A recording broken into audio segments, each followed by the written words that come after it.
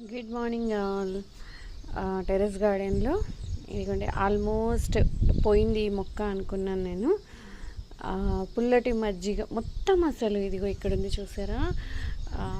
ఈ మొక్కకి ఈ పెస్ట్ దీన్ని మిలీబగ్స్ అంటారు.